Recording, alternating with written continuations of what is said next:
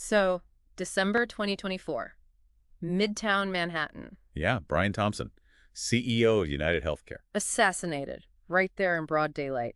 And the detail that really sticks, the inscription found on the shell casings: delay, deny, and depose. Chilling. It just screamed motive, didn't it? Not random. Something directly aimed, it felt like, at the healthcare industry itself. Absolutely. And that's what we're diving into today. A suspect, Luigi Mangione, 26 years old, was caught pretty quickly. Right, but this isn't just about recounting what happened. We want to understand the why, the forces behind it. So we'll dissect the case against Mangione first. Then we'll look into his life, before all this, see what might have led him here. Exactly. And the crime itself, the planning, the details, we need to examine that closely. And finally, the fallout, the legal side, the public reaction. It's complicated. It really is. We've pulled together info from, well, all over news articles, official documents, even online chatter, trying to give you a full picture. Yeah, we know you want the key info without getting buried. So let's get straight into it. The case against Luigi Mangione, where does it start? Well, the arrest itself was kind of surprising. 5 days after the shooting, he's picked up in Altoona, Pennsylvania. Altoona. How did they track him there? Get this, it wasn't some huge FBI takedown. A customer in a McDonald's recognized him from the surveillance photos police had put out. Wow. Just recognized him in a McDonald's. Yeah, talk about chance.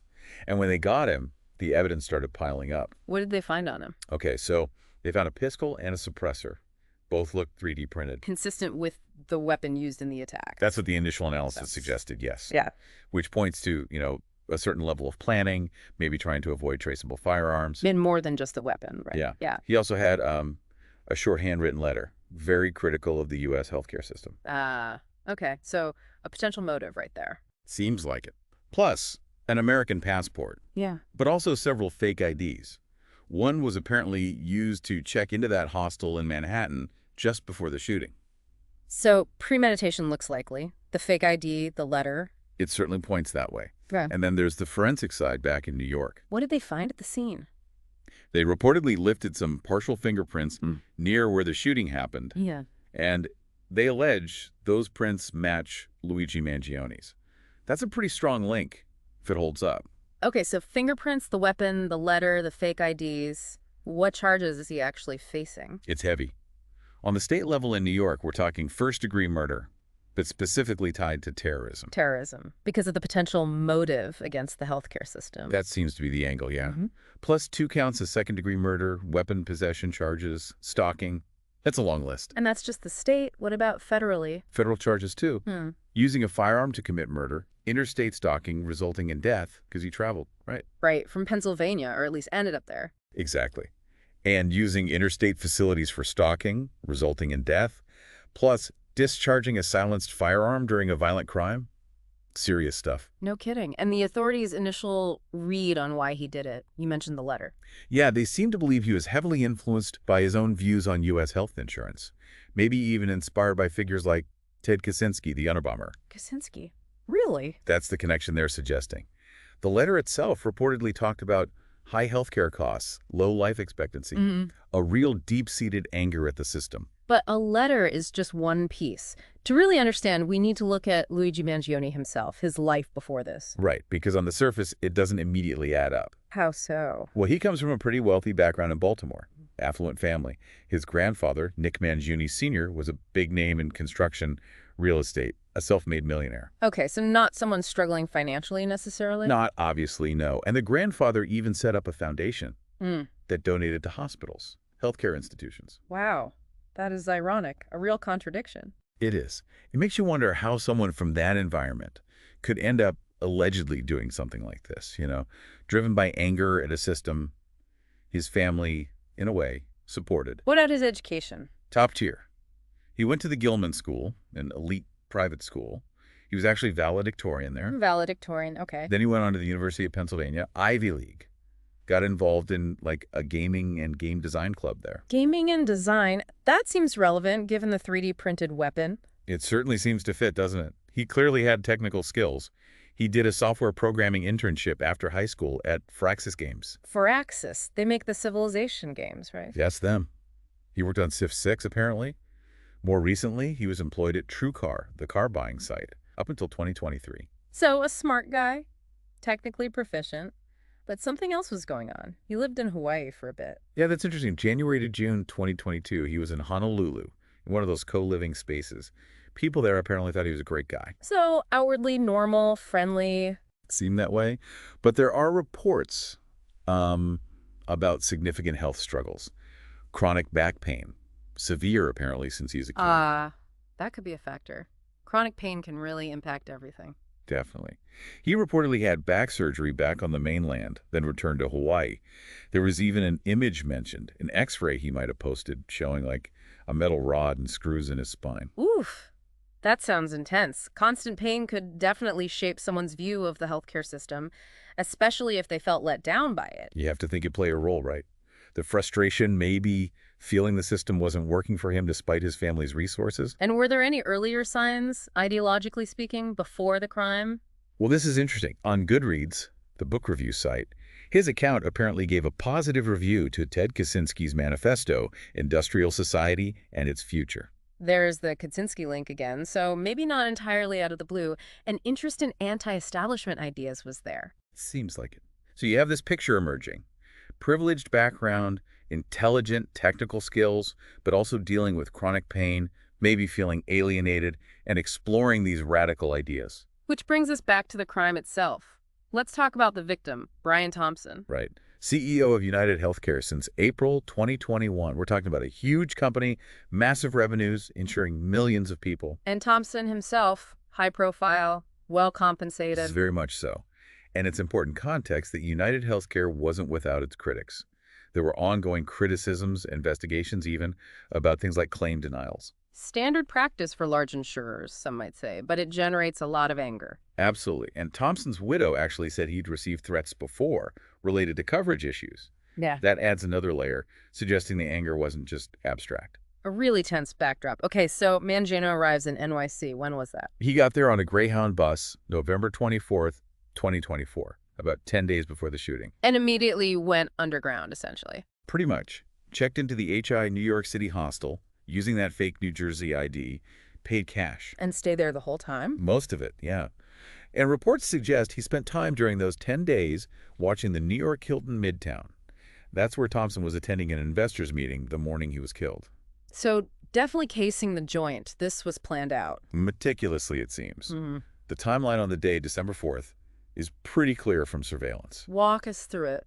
Okay, he leaves the hostel around 5:30 a.m. on an e-bike, heads towards Midtown, seen leaving a subway. Then he actually stops at a Starbucks near the Hilton, buys coffee, snacks. Just blending in. Right. Then he waits outside the Hilton. Footage shows him there for several minutes before Thompson shows up around 6:45 a.m. And the attack itself. Very quick. He allegedly steps up, fires 3 shots, hits Thompson in the back and leg. With the suppressed pistol. Yes, the suppressed 9mm. They found 3 spent casings at the scene, but also 3 live rounds that had been ejected. Live rounds. What does that mean? It suggests the gun might have been malfunctioning. Jamming? Maybe. And the weapon we mentioned it was 3D printed. Believed to be, yes. A partially 3D printed Glock 19, a ghost gun, with a 3D printed suppressor.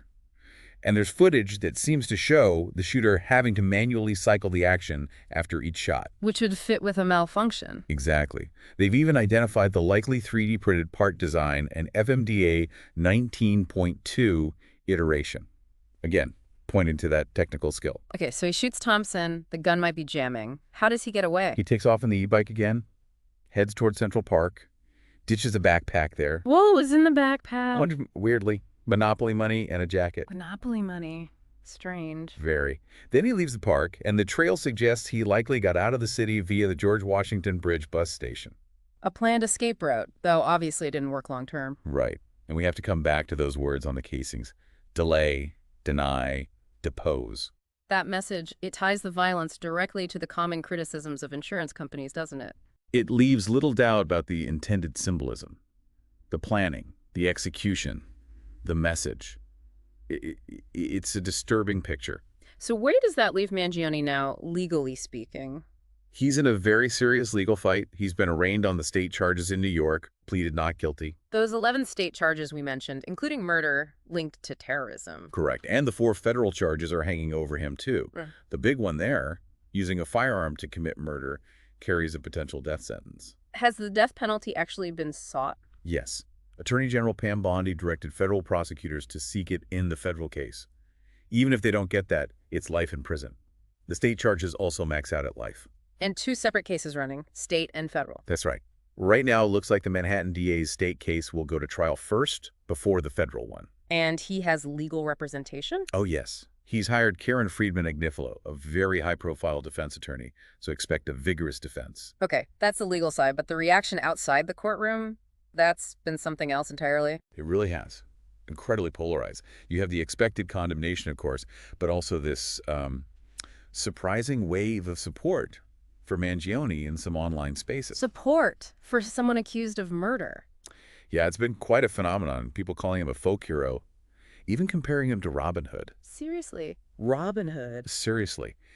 It seems to tap into this deep well of public anger and frustration with the healthcare system, particularly health insurance companies. How is that support showing itself? Well, there's been online crowdfunding for his legal defense, raised quite a bit of money, reportedly. People selling merchandise, hashtag Free Luigi trending on social media, street art popping up. Wow, that's quite a reaction. It really highlights the anger out there. It absolutely does. It's a stark contrast to politicians and law enforcement condemning the violence. This sympathy or justification from parts of the public is really telling. You even saw it with United Health's official response, right? Yeah, their condolence message on Facebook got flooded with haha laughing reactions. Just shows that raw nerve this touched for a lot of people. Has this had any wider impact on the industry?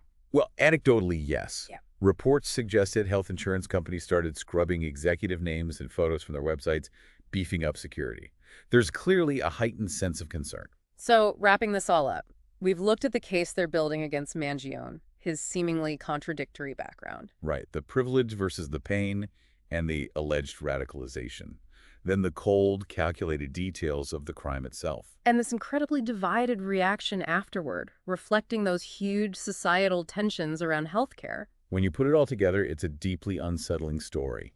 It seems to show how personal struggles, maybe chronic pain in his case, can intersect with these broader systemic frustrations. Add in some radical ideology. Right. And potentially explode into violence, the planning involved, the specific targeting, that chilling message. It suggests a very focused, intense motivation. It really leaves you with a lot to think about. So maybe the question for you, the listener, is this. What does this whole case, the crime, the suspect, the public's reaction, truly tell us about where we are as a society? Yeah, especially concerning healthcare. Where's that line between individual grievance, systemic problems, and the possibility of someone taking such extreme, violent action? It's definitely a story with many layers, far beyond just the headlines, something to really chew on.